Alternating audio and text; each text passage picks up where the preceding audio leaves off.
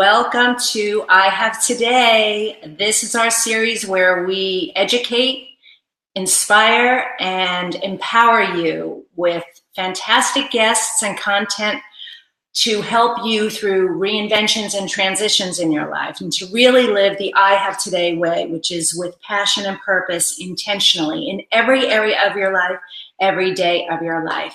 And today I am super excited about our topic and especially our guests. And for those of you on radio that are not going to be able to see this, we're drinking wine tonight. So here's to you. It's 5:30 here on the Pacific Coast, and we decided that we were going to have cocktails because the topic is so great and the guest is even better. So this week on our show, what we're going to talk about first is how to get over an affair. This last week we talked about divorce-proofing your marriage, and we also said that sometimes relationships aren't supposed to last forever. Sometimes they are meant to end, and sometimes they don't end in a positive way. There's pain and there's hurt with that. And the goal is whatever happens to you is happening for you. I know you may not think that's true at the time, but eventually over time you realize when you connect the dots back that things truly are always working out for you, including something like an affair. And I will tell you from my own story and my own journey as someone who was cheated on and my ex had an affair, that was something that I had to come to terms with and resolve for myself, not only for me and my well-being and my health and moving on with my life, but also for my kids' sake. And I just felt it was really important that I had to figure out a way to get over that and heal from it in the fastest, most permanent way possible so that I could go on with my life and allow myself to be open to love, extraordinary gifts, and so much more abundance and joy. And I did not want to stay stuck where I was in that pattern because I didn't want to invite that back into my life. And what I learned through that process was, so much of what I talk about is being selfish in a really good way. And what I needed to have more of was self-trust. The trust was not there within myself. Deep down on some level, did I know it was happening? Yes, probably I did, but ignored the signs and didn't trust myself. So that's what I'm going to invite you to consider today. And think about how lack of self-trust might be showing up in your life. So for those of you out there that this is your first time here, I want to say welcome. Thank you so much for joining us. And for those of you who have been here before, I want to say welcome back. Thank you so much. I really appreciate it. This show is nothing without you. So based on how to get over an affair, whether it's happened to you or you were the one who had the affair, there are 3 ways that I want to suggest to you to move on from that and allow yourself to process it and release it and let it go. Because I talk about this a lot with living intentionally and living in the now. And I have today, our lives are right now. It's only today. Don't stay stuck in your past. Don't be projecting out into your future. And how you do that is you get a reboot every single day of your life. Every morning when you wake up, your soul is not remembering yesterday. That is really powerful. Let that sink in. You don't have to carry the pain from your past forward with you again. You already lived through it once. So what you want to do is when it's coming up and you're thinking about it again, say, how can I move through this in a positive way to nurture myself and love myself and to live a really fulfilling, happy existence today, right now, in this present moment. So 3 things that I came up with is the number one thing is to practice forgiveness. And that is not easy for a lot of people. A lot of people struggle with it. And I have 3 levels of forgiveness that I write about in my book, I Have Today, Find Your Passion, Purpose, and Smile Finally. And if you're interested in getting a copy of it, you can go to Amazon.com or you can go to my site at DianeForster.com and you can get access to it there. But the 3 levels of forgiveness are, number 1 is forgiveness of self. It doesn't matter what has happened to us, what we've done, what's been done to us. The first layer is always to forgive ourselves, because we, in our minds, go to the place of, what did I do to deserve this? What did I do wrong? What could I have done better? And we all instinctively do that. And so you need to go forgive yourself first for whatever has transpired in your life, particularly related to an affair, since that's what we're talking about for this segment of the show. The next thing is forgiveness of the other person or the incident, whatever has happened. Now, forgiving them does not mean you let them off the hook in any way or any stretch of the imagination. Forgiveness of them releases the chokehold on you, because that's like, oh God, now I can't remember who said it. Einstein? Maybe it was Einstein. But that's like expecting, drinking poison and expecting the other person to die. It's just not going to happen. When you hold on to that rage and that anger and that unforgiveness of what's happened, it is not hurting the other person. It is only hurting you. So forgive them for yourself, not the event, not what happened, but forgive the behavior, because it was a behavioral effect, not the actual person. Even though the person did it, it really is the behavior. So forgive it and let it go, because it's not serving you to hang on to it. And then the third layer is back to you and forgiveness of you again, because we will beat ourselves up over and over and over again for the same stupid things. Do you notice that? I mean, I notice that about myself. Why do I do that? Why is it brought up again, and I get that feeling again, and then I'm beating myself up again about something that I've already processed? Why do I have to go there again? So it's creating an awareness. Forgive you again. Forgive you, forgive it, forgive you. That's the 3-step process of forgiveness. Okay, I need a sip of wine. Number 2, second reason why and how to get over an affair and what the value is for you is you need to be thinking about your children if you have children. So for me, I needed to do that despite what happened. I had to realize that I had 2 children with this person, and they're a part of him just as much as they are a part of me. So any negative emotions I have associated with him, we're all energy, we're all connected, they're going to feel it. They're going to feel it.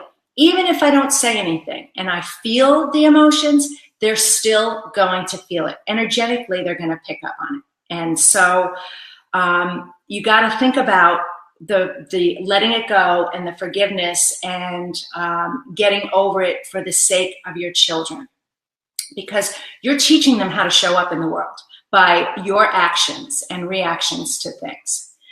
And then the third way is something that I got from our special guest today, that is about immersion into something that you really love and that you really care about and can really get into, because you're fulfilling your soul when you do that. And when you immerse yourself in something that you love, time kind of loses all meaning, and you get the opportunity to stay in a place of gratitude and appreciation and love and positive energy versus negative energy.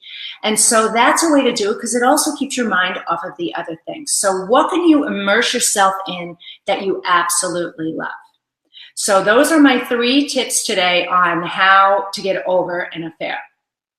All right, so next, clearly our topic for the day is, the theme is how to get over the affair. And then the intention of today's show is this. Start every intention like this. I have today to forgive indiscretions and let them go. I have today to, I just got a message. Uh-oh, can't hear me. All right, let me see. All right, can you hear me now? Can you hear me? Hang on one second. Pat Finch, can you hear me? Still can't hear me. Okay, What is going on here? All right, can anybody else? Oh, you can hear me okay? Thanks, Jean. Thanks for being there, and thanks for the comment. Okay, all right. So, is it okay if I keep going? Jean, can you give me a thumbs up or say yes, keep going?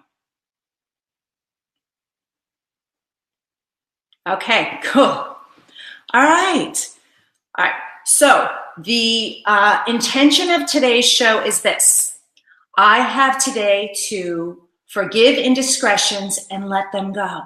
So you have today to release your attachment to somebody else's behavior or indiscretion and your own indiscretion. And like I said, you start each day fresh and new. Learn to forgive yourself. Think about, I don't know what your religious beliefs are. I don't know how you're raised, whether you believe in God or Jesus or Allah or Buddha or Krishna or the universe, collective consciousness, whatever it is.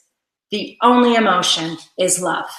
And with love comes forgiveness. So let it go. Let the indiscretions go. Know that we're having a human experience here and that things happen. And when you hang on to it, you're just reliving it over and over and over again. So that's my lessons and teachings for today. And now let me tell you what's coming up next. I have a really, really special guest for you today. She is a friend of mine and someone who I love, adore, and admire. And she is on this fantastic journey in her life. And she is Dr. Carol Soloway. And she is a chiropractor, a qualified medical examiner by day, and based on her book, at night, she's a Sex Happens author. If you have not read this book, we are going to be talking about this book today. It's going to be so much fun. Part of the reason why I'm having wine, it's just girls' night. It's like book club night. So Carol, at 19, she graduated college and started teaching English. And by 20, she was going to grad school. Imagine that. She's 20 years old in grad school. She gave birth to 3 children and then decided to go to chiropractic college, and she graduated with honors. Now, I'm going to let her tell you about the fantastic business that she built and how she built it with all of her chutzpah and her guts and her gumption, which is amazing. But she's had this fantastic practice, and now she's doing work as qualified medical examiner by day, but she's really focused on the success and getting the message out about Sex Happens, which we're going to talk all about. And this year she was honored as the Woman of Achievement from the IAW, which is the International Association for Women. So on that note, let me welcome my guest, Carol Soloway. Come on in the studio, Carol. Hello. Say hello. Here we go. Let's get your mic all plugged in. Okay. Looking good. Okay. Hey, girlfriend. Hello. How are you? Excellent. Nice to see you. Okay. How can I not be? Oh, here we go. Cheers. We might have to retitle the show. Instead of I Have Today with Diane Forster, we're going to say Drinks with Diane. Sounds good to That's me. a good theme, right? I love it. I love it. Well, cheers. So welcome. I'm so excited to have you here and again talk about your book. This is a fantastic read filled with intrigue, suspense, humor, twists and turns.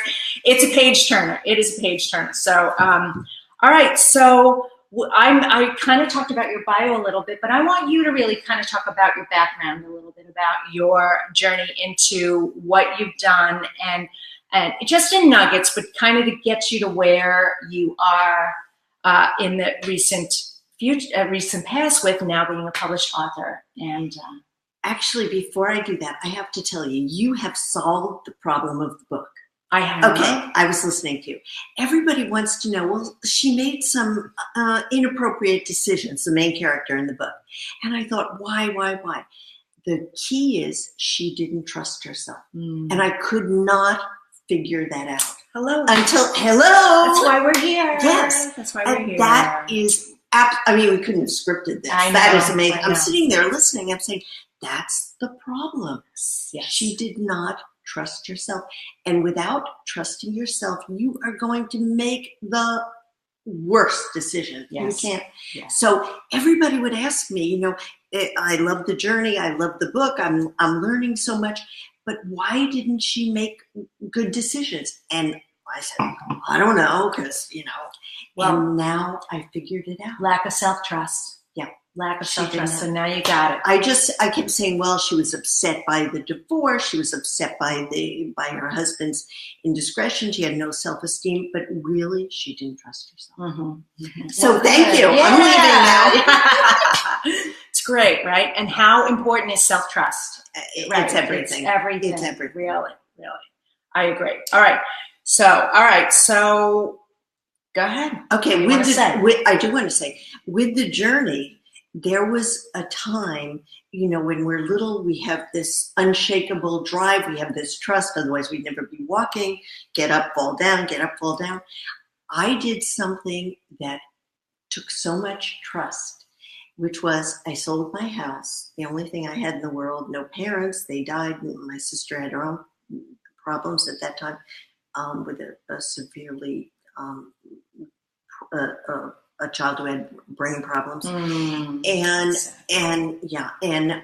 I did the craziest thing. I sold my house. Yeah, I had nothing else in the world, and I had enough for 3 months. Oh wow, that was it. Gutsy girl. That was gutsy girl, but that was trust. Yes, and it really was a belief that I could do it. Yeah, and that is. Right. The most so important. You can do anything if you trust. Right. So yeah, if you trust and you believe, and you had a vision and a goal and a mission, you wanted to build this business, and you sunk everything into it. So what she's saying right now also is that she took that leap of faith. She stepped over the edge. She took that step in the dark of not being able to see the light at the end of the tunnel, and just. Right. Like I always say, she just wanted to see where it goes. She just kept going. She just kept going. Well, I had absolutely nothing in the back. Nothing in the back. Oh no, I had a $10,000 student loan. That was all mine. But I had no resources. No other resources. Okay. Just off the plank. Yes. Yeah. And well, look at you now. You built a 7-figure practice, and it was a wildly successful career for you.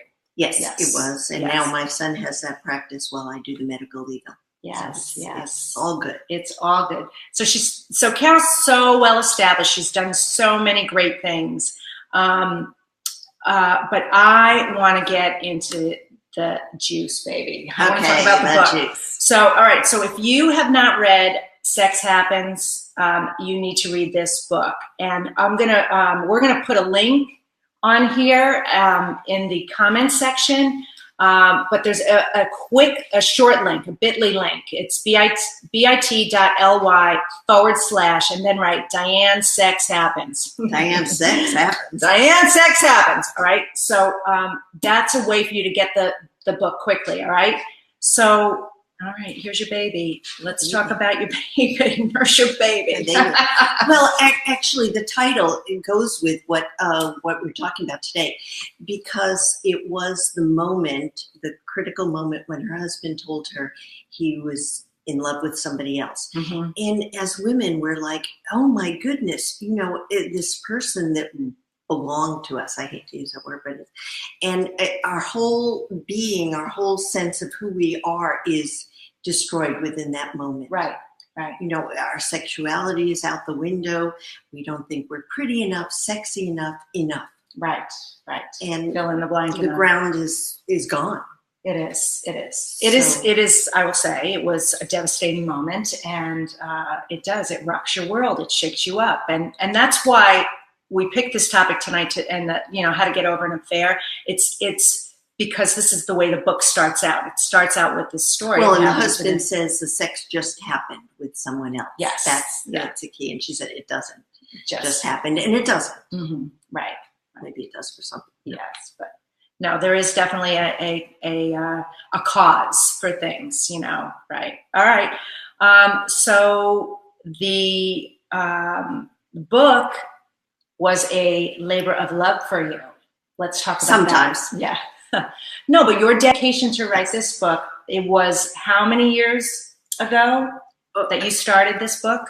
Well, it took me 10 years. Yeah. I wrote for 10 years from midnight to 1, and I just kept at it and kept at it. I didn't really take it seriously. It was just a hobby. I mean, what else do you do from midnight to 1? And then something happened in my life, which was I had melanoma. I had it twice on my arm, my leg. Wow. And you know what? I got over it. It was like, okay, I'm back to work, no big deal. And I thought, what was this divorce thing that shook me so much that I literally could not function well for 20 years. Okay. 20 years. I'm a slow learner. Okay. Well, all right. So what happened is, because this is really important, let's focus on this for a second, because you had that happen to you, this devastating thing. You didn't really process it. And what manifested was melanoma, which... Well, and also instead of wine, what I did was I became a workaholic. I just didn't deal with it, didn't face it, just worked. Yes. I mean, I was there all the time. Right. Okay. Okay. That was my drug. Okay, so work was the drug, which led to that, but then the melanoma happened, and then all of a sudden you realized that there was something else for you that you wanted to do. Like you wanted to write since you were 6 years old. You were an English teacher, right? So was that after the melanoma scare, was that when you started the process? No, I had been doing it, but sort of dabbling. And then after the melanoma scare, I decided, you know what, there are other women out there who have lost 20 years, 10 years, 5 years. I've got to do a story about a woman who goes through it. And it's not my story, because if I said, you know, I sat home for 20 years and then went to work, what kind of a novel would that be? But it twists and turns, but she emerges with trust in herself, which I never realized. And she emerges as this powerful person. And she goes through, she loses her custody of her children. Right. This is huge. This is huge. But the important thing about that is the main character is a chiropractor. I did that because I didn't know what else to ever do during the day. Come on, what else you can do? But also because this happens to everybody, all walks, professional, not everybody. When this, the gut punch moment, right. When the rug gets pulled out from under exactly, it has to deal. Yes, and that was why I made her, and to show that a professional woman can lose so much trust. I say it's like the girl on the train. She doesn't know whether she doesn't believe herself. Right. And she loses custody, and that can happen. We can get so twisted around that you lose. Listen, we all have moments like this and times in our lives where this sort of thing happens. You're just kind of sort of not that you're not in your right mind, but you're not. There's something off, and so she was sort of spiraling in one way, and it ended up costing her the custody of her children in this book. And you said this to me. We talked earlier today. Carol goes out and she speaks all the time, and she will, meet with people, and she, at least once, one woman, every time she goes out and speaks, says the same thing happened to her. I lost my children in the custody battle.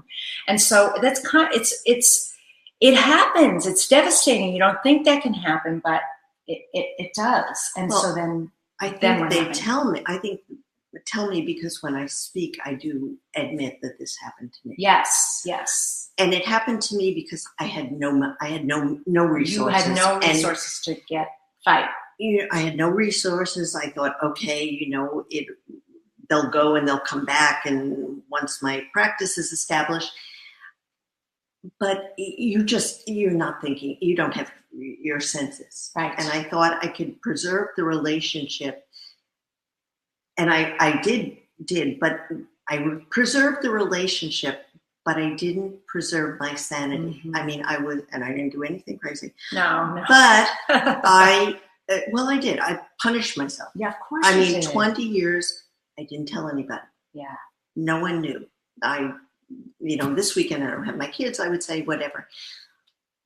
But I was so riddled with guilt, I couldn't, the ground was gone and it didn't come back until I wrote the book and face. So if you're out there and you're watching this and you're going through anything like that, where you're keeping something like this, it's so huge. What a big secret and a burden for you to carry for so long, No, first of all, know that you're for sure not alone, and that there are resources out there for you and support for you, and that you don't have to carry the burden alone. Well, that's an important. I did not go to therapy or do anything, and we had just moved to California, so I did not have even a support group. Right. No friends, nothing. So that's why in the book I made a community. The First Friday Book Club. Yes. And that was her support system. That was, I called her Greek chorus. She would go there and get feedback on where she was in life. And that is so important. Yes, it is. It is. So that's one of the key takeaways that we were going to talk about, is the power of your tribe and having that support system. You know what? When I was reading the book, I got a feeling of, this kind of feels a little like Sex and the City with the girls, the Friday book club, their lunches and their relationships. And I was laughing out loud. So I love the humor in the book. And then I get a little, definitely a better version of 50 Shades in terms of the, the intimacy scenes, and then the suspense and the intrigue and the twists and the turns. The book is really, really good. You've got to get a copy of this book. We're plugging it and supporting it. So please click on the link and get it, because the more exposure, Carol's goal is to get this made into a film, which would be an amazing film. So just wanted to put that out there. All right. Okay, so what else? What are the sex scenes? I do want the sex scenes are right. The sex scenes. Having all the stuff. They are titillating. The real purpose, the reason they had to be in the book, was because her sexuality was destroyed. Yes. So that's why they are in the book. But someone did say it changed her husband and her sex life. All right. Because it was not pornographic, but it was certainly titillating. And there are sex scenes because that was needed. Yes. Not gratuitous. No. Hey, all of that's good. Yeah, okay. Go for it. Have fun. All right. Well, what other takeaways from the book do you want to share? Anything else? We talked about the tribe, that it's important not to keep this stuff a secret. I know that when you speak, you talk a lot about what was the one thing that really kept you going and really changed.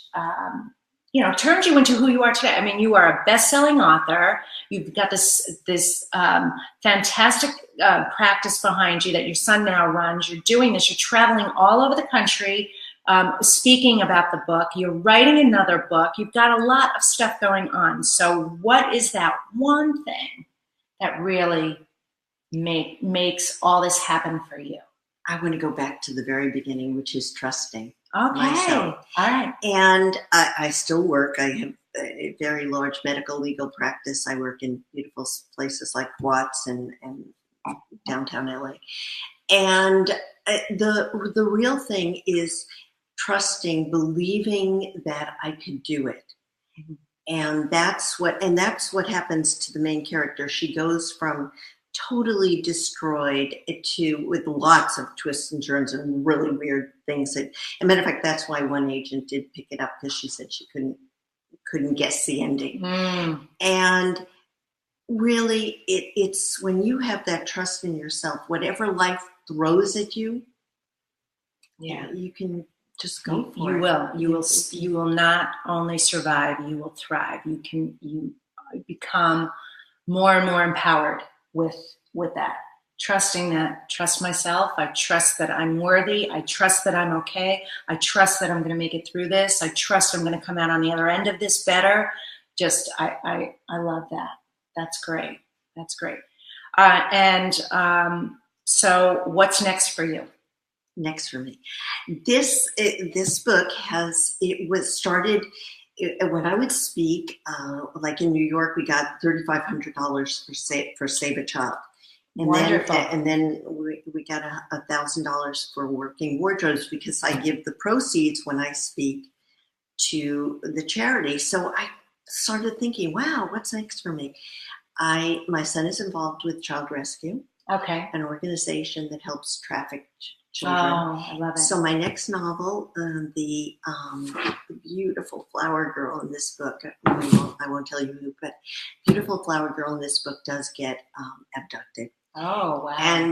And the next book, all of the proceeds will go to Child Rescue. So I'm really excited about that. Wonderful. And I will be speaking. We have another RV trip on our horizon. Great. And that's where I'm going. Yes. Okay. So support Carol Soloway in this beautiful journey that she's on, this great book.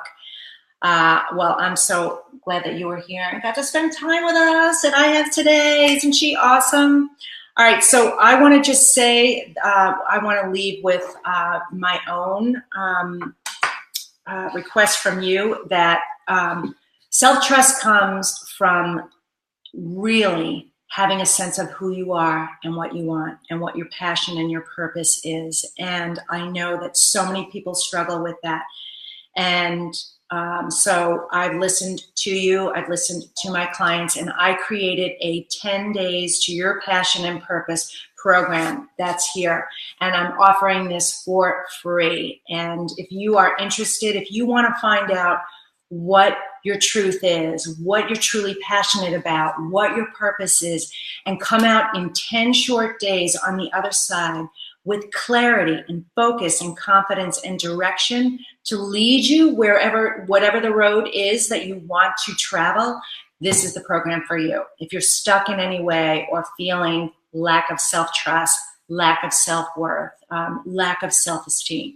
So if you are interested in registering for this, again, it's free and it's available at ihavetoday.com/free.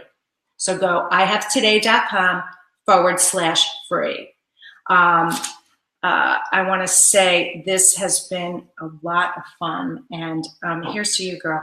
Cheers. I like drinking with you. Yes. This has been a great show. Remember, again, that you only have today.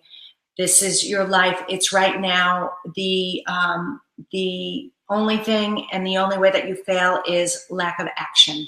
Inaction is the killer of productivity, and you need to be able to leap fearlessly and fearfully into whatever it is you want, and know that the joy is in the journey and that nothing happens without risk. And if you stay safe and closed off, you're dying. You are literally shutting off your energy source and supply. You're supposed to be out creating, learning, expanding, playing, and experiencing. So live your life to the fullest each and every day in every area. So live the I Have Today way. I'm Diane Forster. Thank you so much for being here. I love you madly, and I'll see you soon. Take care. Bye-bye.